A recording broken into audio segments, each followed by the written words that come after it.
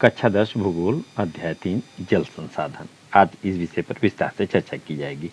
पिंकी, क्या तुमने टीवी पर असम में आई बाढ़ पर दिल दहलाने वाली रिपोर्ट देखी? हे भगवान, उसमें क्या प्रलय मचाई है। रास्ते में जो कुछ आया बर्बाद कर दिया और बहा ले गई। हाँ चिंटू, मैंने देखा। क्या यह आश्चर्यजनक नहीं है कि जल जीवन दे भी सकता है और ले भी सकता है। हम पानी के बिना क्या करेंगे। मेरे पिताजी मुझे बता रहे थे कि उनके कारखाने में बहुत सारी चीज़ों के लिए काफ़ी जल की आवश्यकता होती है। क्या तुम जानते हो कि मशीनों को ठंडा करने के लिए भी जल की आवश्यकता होती है? कारखाना भी जल विद्युत संयंत्र द्वारा पैदा की गई बिजली से चलता है। अब मैं समझ सकती हूँ कि विभिन्न युगों में मानव नदियों और अन्य जल स्रोतों जैसे झरनों, झीलों, पोखरों और मरुद्यानों के आसपास क्यों बसता था। जैसा कि आप जानते हैं कि 3/4 धरातल जल से ढका हुआ है और परंतु इसमें प्रयोग में लाने योग्य अलवणीय जल का अनुपात बहुत कम है। यह अलवणीय जल हमें सतही अपवाह और भौम जल स्रोत से प्राप्त होता है, जिनका लगातार नवीनीकरण और पुनर्भरण जलीय चक्र द्वारा रहता है। सारा जल जलीय चक्र में गतिशील रहता है, जिससे जल नवीनीकरण सुनिश्चित होता है। आपको आश्चर्य होगा कि जब पृथ्वी का 3/4 भाग जल से घिरा है और जल एक नवीनीकरण योग्य संसाधन है, तब भी विश्व के अनेक देशों और क्षेत्रों में जल की कमी कैसे है। ऐसी भविष्यवाणी क्यों की जा रही है कि 2025 में 20 करोड़ लोग जल की नितांत कमी झेलेंगे। जल दुर्लभता और जल संरक्षण एवं प्रबंधन की आवश्यकता है। जल के विशाल भंडार और उसके नवीनीकरण योग्य गुणों के होते हुए यह सोचना भी मुश्किल कि हमें जल दुर्लभता का सामना करना पड़ सकता है। जैसे ही हम जल की कमी की बात करते हैं तो हमें तत्काल ही कम वर्षा वाले क्षेत्रों या सूखाग्रस्त इलाकों का ध्यान आता है। हमारे मानस पटल पर तुरंत राजस्थान के मरुस्थल और जल से भरे मटके संतुलित करती हुई और जल भरने के लिए लंबा रास्ता तय करती हुई पनिहारियों के चित्र चित्रित हो जाते हैं। यह सच है कि वर्षों में वार्षिक और मौसमी परिवर्तन के कारण जल संसाधनों की उपलब्धता में समय और स्थान के अनुसार विभिन्नता है, परंतु अधिकतया जल की कमी, इसके अतिशोषण, अत्यधिक प्रयोग और समाज के विभिन्न वर्गों में जल के असमान वितरण के कारण होती है। क्या यह संभव है कि किसी क्षेत्र में प्रचुर मात्रा में जल संसाधन होने के बावजूद भी वहां जल की दुर्लभता हो? हमारे कई शहर इसके उदाहरण हैं। जल दुर्लभता अत्यधिक और बढ़ती जनसंख्या और उसके परिणाम स्वरूप जल की बढ़ती मांग और उसके असमान वितरण का परिणाम हो सकता है। अधिक जल अधिक जनसंख्या के लिए घरेलू उपयोग में नहीं बल्कि अधिक अनाज उगाने के लिए भी चाहिए। अनाज का उत्पादन बढ़ाने के जल संसाधनों का अधिशोषण करके ही सिंचित क्षेत्र बढ़ाया जा सकता है। शुष्क ऋतु में भी खेती की जा सकती है। सिंचित कृषि में जल का सबसे ज्यादा उपयोग होता है। शुष्क कृषि तकनीकों तथा सूखा प्रतिरोधी फसलों के विकास द्वारा अब कृषि क्षेत्र में क्रांति लाने की आवश्यकता है। तस्वीरों को देखिए आप। एक और इजराइल जैसे 25 सेंटीमीटर औसत वार्षिक वर्षा वाले देश में जल का कोई अभाव नहीं है और दूसरी तरफ 114 सेंटीमीटर औसत वार्षिक वाले हमारे देश में प्रतिवर्ष किसी भाग में सूखा अवश्य पड़ता है। जल देश में जल की उपलब्धता और उसके समरूप के अनुसार समुचित जल प्रबंधन न होने के कारण ही वर्षा का जल नदी नालों में तेजी से बहकर समुद्र में चला जाता है, जिससे वर्षा के बाद के लगभग 9 महीने देश के लिए पानी की कमी के होते हैं। यही मूल कारण है कि देश में जलीय अभाव है, जिसे हम उचित प्रबंधन के द्वारा ही नियंत्रित कर सकते हैं। तस्वीरों को देखें आप। पानी की जब कमी होती है तो किस प्रकार से लोग पंक्ति में लग करके पानी की कमी, दुर्लभता।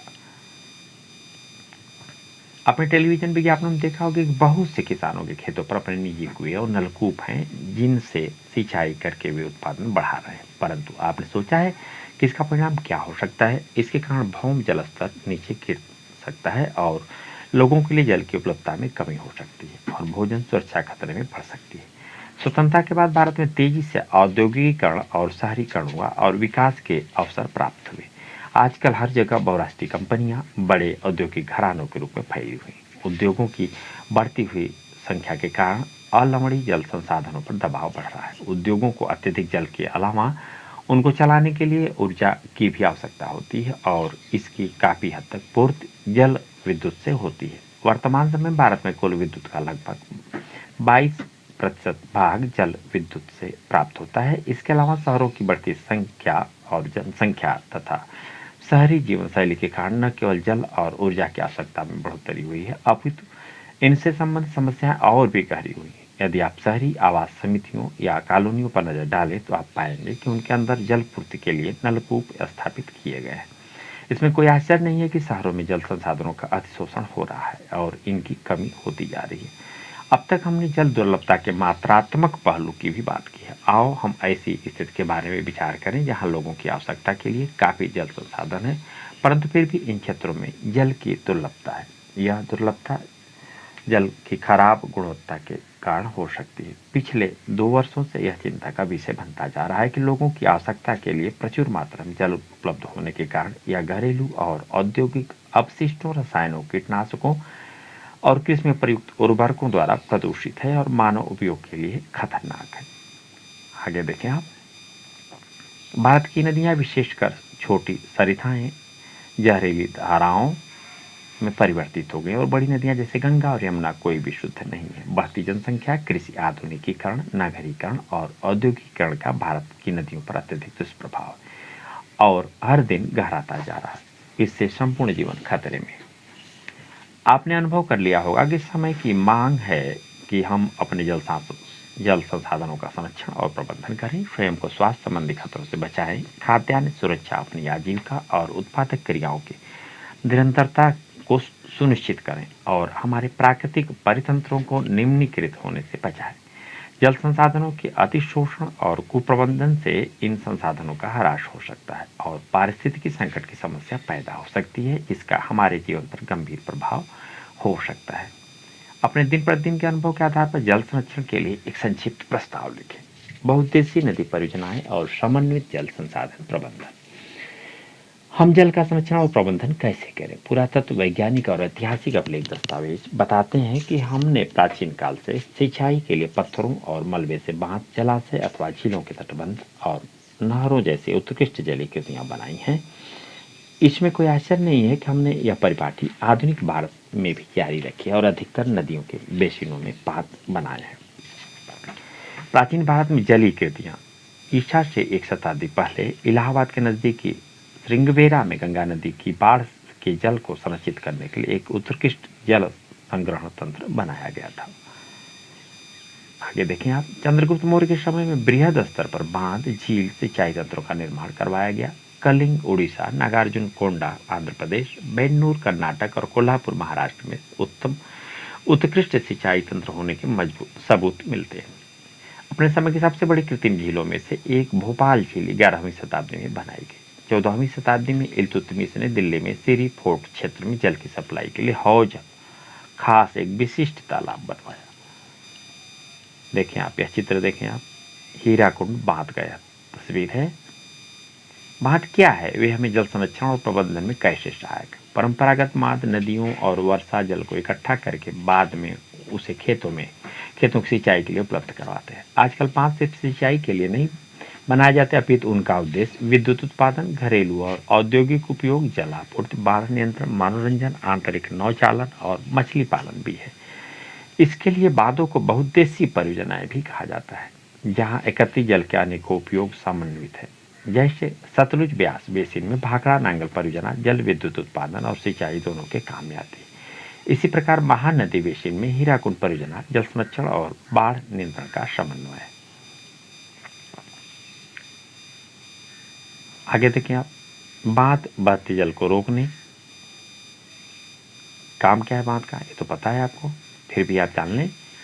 दिशा देने या बहाव कम करने के लिए खड़ी की गई बाधा है, जो आमतौर पर जलाशय, झील अथवा जलभरण बनाती है। बांध का अर्थ जलाशय से लिया जाता है, न कि इसके ढांचे से। अधिकतर बांधों में एक ढलुआ हिस्सा होता है जिसके ऊपर से या अंदर से जल रुक रुक कर लगातार बहता है। बांधों का वर्गीकरण उनकी संरचना और उद्देश्य या ऊंचाई के अनुसार किया जाता है।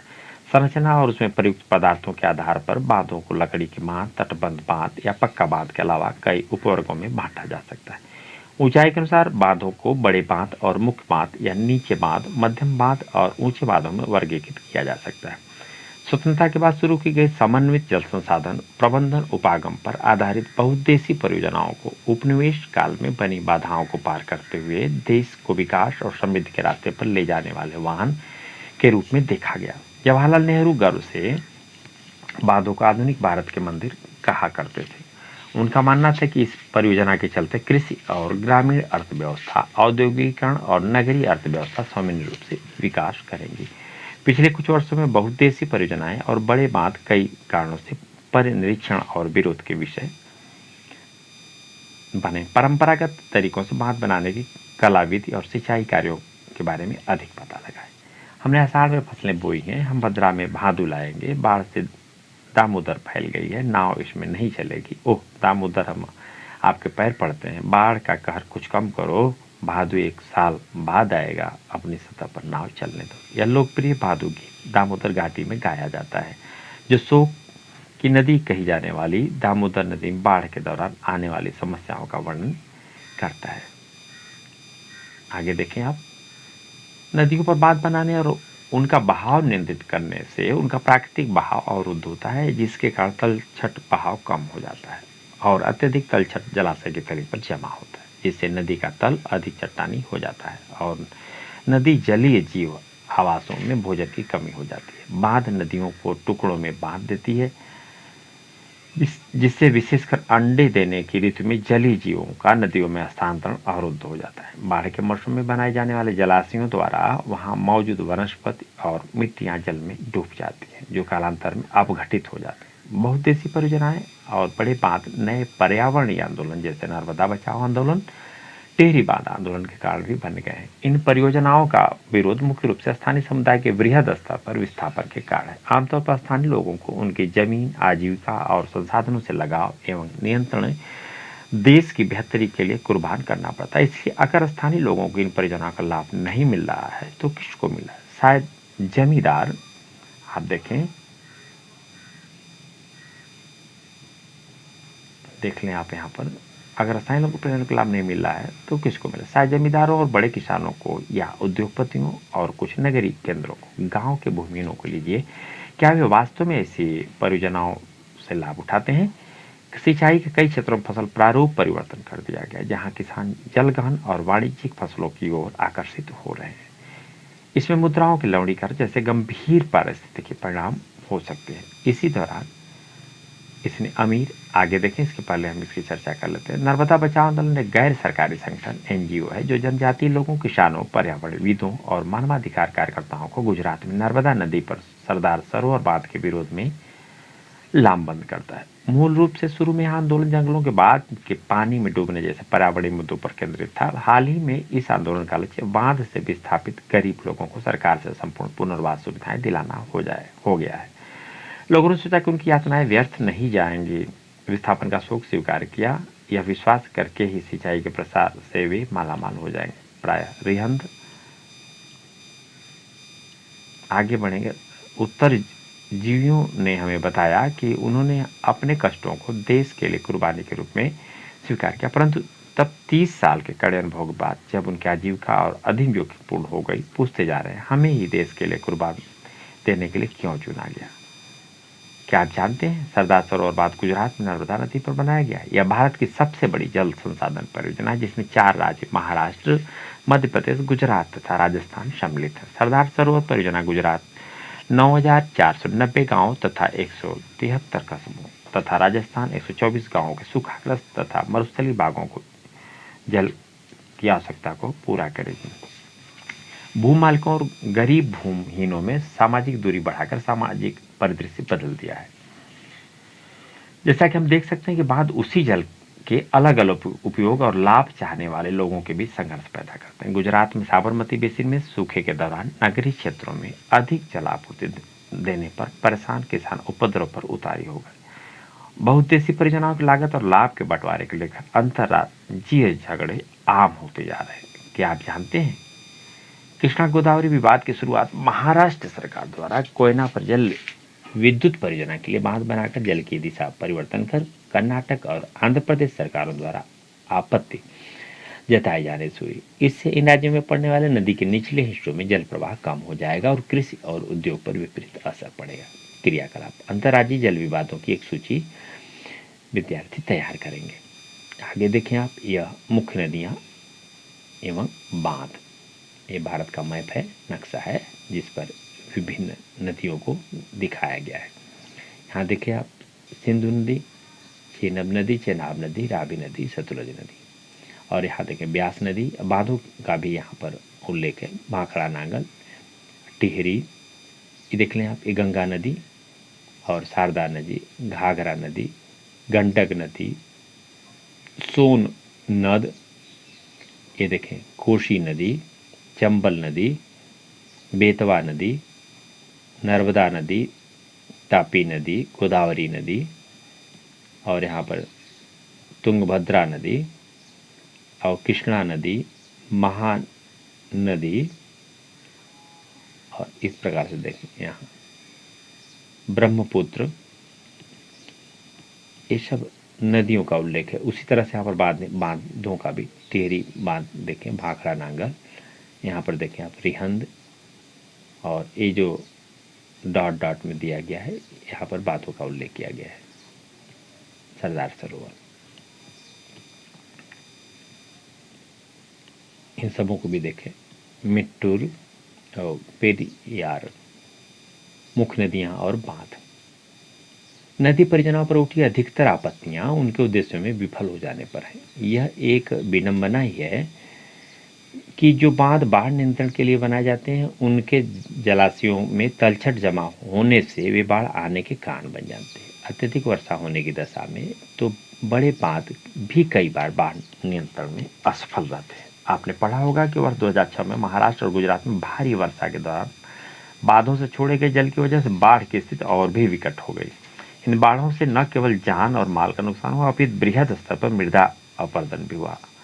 बांध के जलाशय पर तलछट जमा होने का अर्थ यह भी है कि यह तलछट, जो कि प्राकृतिक उर्वरक है, बाढ़ के मैदानों तक नहीं पहुंचती है, जिसके कारण भूमि निम्नीकरण की समस्याएं बढ़ती है। और यह भी माना जाता है कि बहुउद्देशीय योजनाओं के कारण भूकंप आने की संभावना भी बढ़ जाती है। अत्यधिक जल के उपयोग से जल जनित बीमारियां, पशुओं में कीटाणु जनित बीमारियां और प्रदूषण फैलते हैं। वर्षा जल संग्रहण, बहुत से लोगों का मानना है कि बहुउद्देशीय परियोजनाओं के अलाभग्रस्त असर और उन पर उठे विवादों के चलते वर्षा जल संग्रहण तंत्र इनके सामाजिक, आर्थिक और पारिस्थितिक तौर पर व्यवहार्य विकल्प हो सकते हैं। प्राचीन भारत में उत्कृष्ट जलीय निर्माण के साथ साथ जल संग्रहण ढांचे भी पाए जाते हैं। लोगों को वर्षा पद्धति और मृदा के गुणों के बारे में गहरा ज्ञान था। उन्होंने स्थानीय पारिस्थितिकी परिस्थितियों और उनकी जल आवश्यकता अनुसार वर्षा जल, भूमि जल, नदी जल और बाढ़ जल संग्रहण के अनेक तरीके विकसित कर लिए थे। पहाड़ी और पर्वतीय क्षेत्रों में लोगों ने गुल अथवा, ये चित्र देख लें, बाढ़ का है किस प्रकार से उस समय परिस्थितियां बन जाती हैं। देश के बाढ़ संभावित क्षेत्रों के विषय में जानकारी विद्यार्थी इकट्ठा करेंगे। यहाँ देखिए आप, कुल पश्चिमी हिमालय जैसी वाहिकाएं नदी की धारा का रास्ता बदलकर खेतों में सिंचाई के लिए बनाई गई है। पश्चिमी भारत, विशेषकर राजस्थान में पीने का जल एकत्रित करने के लिए छत वर्षा जल संग्रहण का तरीका आम है। पश्चिम बंगाल में बाढ़ के मैदान में लोग अपने खेतों में सिंचाई के लिए बाढ़ जल वाहिकाएं बनाते हैं। शुष्क और अर्ध शुष्क क्षेत्रों में खेतों में वर्षा जल एकत्रित करने के लिए गड्ढे बनाए जाते हैं ताकि मृदा को सिंचित किया जा सके और संरक्षित जल को खेती के लिए उपयोग में लाया जा सके। राजस्थान के लिए जैसलमेर में खादीन और अन्य क्षेत्रों में जोहड़ इसके उदाहरण है। राजस्थान के अर्ध शुष्क और शुष्क क्षेत्रों, विशेषकर बीकानेर, फैलोदी और बाड़मेर में लगभग हर घर में पीने का पानी संग्रहित करने के लिए भूमिगत टैंक अथवा टांका हुआ करते थे। इसका आकार एक बड़े कमरे जितना हो सकता है। फलोदी में एक घर में 6.1 मीटर गहरा, 4.27 मीटर लंबा और 2.44 मीटर चौड़ा टांका था। टांका या सुविकसित छत वर्षा जल संग्रहण तंत्र का अभिन्न चित्र देखिए आप किस प्रकार से हैंडपंप के माध्यम से पुनर्भरण देख सकते हैं। यह हैंडपंप है, ये जमीन है, जमीन के नीचे की सतह है और यह जल, और यहाँ वर्षा जल इस पाइप के माध्यम से होते हुए वह फिर हैंडपंप के माध्यम से पुनर्भरण जल का। और इस तरफ भी आप देखें किस प्रकार से जल का संचयन, ये चित्र काफी कुछ समझाने के लिए आपको। बेकार पड़े कुएं के माध्यम से पुनर्भरण देखें आप, ये जल, बारिश का पानी विशेषकर छत का, और वह यह जमीन और उसके यह कुआं और उसके साथ साथ नीचे जल का स्तर। पीवीसी पाइप का इस्तेमाल करके छत का वर्षा जल एकत्रित किया जाता है। रेत और ईंट प्रयोग करके जल का छलन किया जाता है। भूमिगत पाइप के द्वारा जल हाउस तक ले जाया जाता है, जहां से इसे तुरंत प्रयोग किया जा सकता है। हाउस से अतिरिक्त जल कुएं तक ले जाया जाता है। कुएं का जल भूमिगत जल का पुनर्भरण करता है। बाद में इस जल का उपयोग किया जा सकता है। क्रियाकलाप। अपने क्षेत्र में पाए जाने वाले अन्य वर्षा जल संग्रहण तंत्रों के बारे में पता लगाएं। एक कुल ने वर्तुल ग्रामीण तालाब बनाया है काजा गांव के क्षेत्र के अनुसार, जिससे जरूरत पड़ने पर पानी छोड़ सकते हैं। यह देखिए आप, जिसे मुख्य घर या आंगन में बनाया जाता है, वे घरों की ढलवा छतों से पाइप द्वारा जुड़े हुए थे। छत से वर्षा का पानी इन नलों से होकर भूमिगत टाका तक पहुंचता था, जहां इसे एकत्रित किया जाता था। वर्षा का पहला जल छत और नलों को साफ करने में प्रयोग होता है और उसे संग्रहित नहीं किया जाता है। इसके बाद होने वाली वर्षा का जल संग्रहण किया जाता है। टाका पे वर्षा जल अपनी वर्षा ऋतु संग्रहित किया जा सकता है। यह इसे जल की कमी वाले ग्रीष्म ऋतु तक पीने का जल उपलब्ध करवाने वाला जल स्रोत बनता है। वर्षा जल अथवा पालर पानी, जैसा कि इसे इस क्षेत्रों में पुकारा जाता है, प्राकृतिक जल का शुद्धतम रूप समझा जाता है। कुछ घरों में तो टाकों के साथ भूमिगत कमरे भी बनाए जाते हैं, क्योंकि जल का यह स्रोत इन कमरों को भी ठंडा रखता है, जिससे ग्रीष्म ऋतु में गर्मी से राहत मिलती है। देखें आप किस प्रकार से मेघालय की राजधानी शिलांग में छत वर्षा जल संग्रहण प्रचलित है। यह रोचक इसलिए है क्योंकि चेरापूंजी और मौसिन राम जहां विश्व की सबसे अधिक वर्षा होती है, शिलांग से 55 किलोमीटर की दूरी पर स्थित है, और यह शहर पीने की पानी की कमी की गंभीर समस्या का सामना करता है। शहर के लगभग हर घर में छत वर्षा जल संग्रहण की व्यवस्था है। घरेलू जल आवश्यकता की कुल मांग का लगभग 15-25% हिस्से की पूर्ति छत जल संग्रहण व्यवस्था से होती है। यह तस्वीर देखें आप। अपने क्षेत्र में पाए जाने वाले अन्य वर्षा जल संग्रहण तंत्रों के बारे में पता लगाएं। यह दुख की बात है कि आज पश्चिमी राजस्थान में छत वर्षा जल संग्रहण की रीत इंदिरा गांधी नहर से उपलब्ध 12 मासी पेयजल के कारण कम होती जा रही है। हालांकि कुछ घरों में टांकों की सुविधा अभी भी है, क्योंकि उन्हें नल के पानी का स्वाद पसंद नहीं है। सौभाग्य से आज भी भारत के कई ग्रामीण और शहरी क्षेत्रों में जल संरक्षण और संग्रहण का यह तरीका प्रयोग में लाया जा रहा है। कर्नाटक और मैसूर जिले में स्थित एक सुदूर गांव गंठाथुर में ग्रामीणों ने अपने घर में जल आवश्यकता पूर्ति छत वर्षा जल संग्रहण की व्यवस्था की हुई है। गांव के लगभग 200 घरों में यह व्यवस्था है, और इस गांव ने वर्षा जल संपन्न गांव की ख्याति अर्जित की है। यह प्रयोग किए जा रहे वर्षा जल संग्रहण ढांचों के बारे में अधिक जानकारी के लिए इस गांव में हर वर्ष लगभग 1000 मिलीमीटर वर्षा होती है। देख लिया आप जल और जल का संग्रहण करने का तरीका। छत जल संग्रहण धार के सभी शहरों और ग्रामों में प्रचलित था। वर्षा जल जो कि घरों की ढालू छतों पर गिरता है, उसे पाइप द्वारा भूमिगत टांका के अंदर ले जाते हैं। भूमि में गोल छिद्र जो मुख्य घर अथवा आंगन में बना होता है, ऊपर दिखाया गया चित्र दर्शाता है कि जल पड़ोसी की छत से एक लंबे पाइप के द्वारा लाया जाता है। यहाँ पड़ोसी की छत का उपयोग वर्षा जल को एकत्र करने के लिए किया गया है। चित्र में एक खेत दिखाया गया है, जिसके द्वारा वर्षा जल भूमिगत टांकों में चला जाता है। देख लें आप किस प्रकार से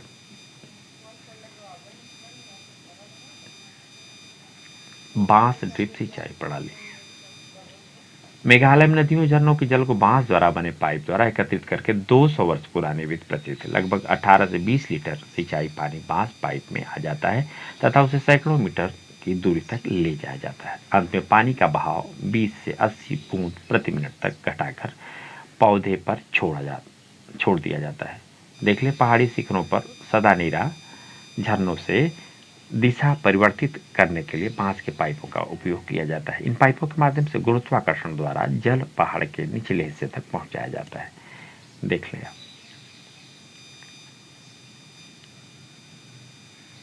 यदि पाइपों को सड़क पार ले जाना हो तो उसे भूमि पर ऊंचाई से ले जाया जाता है। देखें आप किस प्रकार से बांस से निर्मित चैनल से पौधे के स्थान तक जल का बहाव परिवर्तित किया जाता है। पौधे तक बांस पाइप से बनाई और बिछाई गई विभिन्न जल शाखाओं में जल वितरित किया जाता है। पाइपों में जल प्रवाह इनकी स्थितियों में परिवर्तित करके नियंत्रित किया जाता है।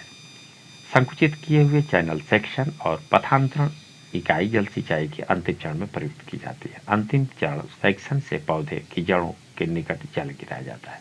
ये सब देख लें आप। 10 भराई के साथ यहाँ संग्रहण दक्षता 80% है। यहाँ हर घर लगभग प्रत्येक वर्ष 50,000 मीटर जल का संग्रहण और उपयोग कर सकता है। 200 घरों द्वारा हर वर्ष लगभग 10 लाख लीटर जल एकत्रित किया जाता है।